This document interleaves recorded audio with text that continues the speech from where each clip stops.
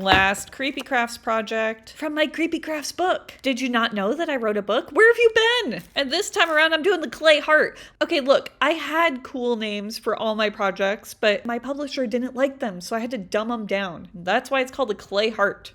Anyways, this is a good project for using up all the clay that is really gross and are weird colors, because we're gonna end up painting this when we're done anyway. So it doesn't matter what color you use. Oh my gosh, I'm supposed to be teaching you stuff and junk. Hold on, let's rewind so I can teach you the junk and stuff. Okay, stop. I made a ball of clay. And then I pinched the bottom to make a little fat petal, like this. And then I made a snake of clay and divided it into 4 pieces. These are gonna be the arteries, the little nubby things on top of a heart. And that's exactly where I put them. And by using a ball sculpting tool to smash the seams together, it smooths it out. And then you just repeat the process until you have a nubby heart. Let's hollow out those nubs, because nubs should be hollow. I don't know. And then take that last 4th nub and roll it into a long skinny nub and hollow that nub out too. And then I just run over the whole heart with the ball tool to give it a little texture. Now I make a little flat petal, and then you're just gonna wanna push it onto the side of your heart. I don't know all the technical terms to a heart, so I don't know what that's called, but it definitely makes it look more hearty. And then the one thing that this heart is missing are veins. I mean, we're all a little vein at heart.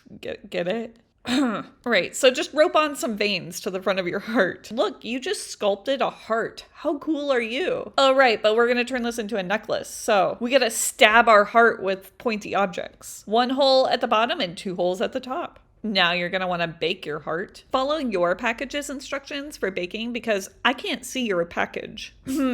I don't know what it says. And all clay is different. Once it's baked, paint it red. And then once it's dry, paint it with a darker red and then wipe off. That way the darker red gets into all the nooks and crannies and it makes things pop. Oh, so in the book, I did like a butterfly and a sword, but I thought I'd show you that you can mix it up. Just use whatever you have, or don't use anything at all. You could just hook it right to a necklace. So I'm just putting wire through the top hole. And then I got my box of, I got my box of plastic crud and I crudded up this wire. I mean, I put beads on it. And then check it out, I'm adding gears because I want a steampunk heart. But you know, you could do anything here. You could do little bats. I freaking love bats. Ooh, or skulls, little glass vials. That would be really neat. I don't know, you could do lots of different things, just like this bottom. I mean, this time I'm going with a key, but anything dangly would work. And look at that, we're done. How awesome would you look with this heart necklace? Anyways, if you want a copy of my book, I have links down below or in my bio, depending on where you're watching this from. And if you already have my book, let me know what projects you've done. I would love to see them. Okay, thanks for watching and happy Halloween. Bye.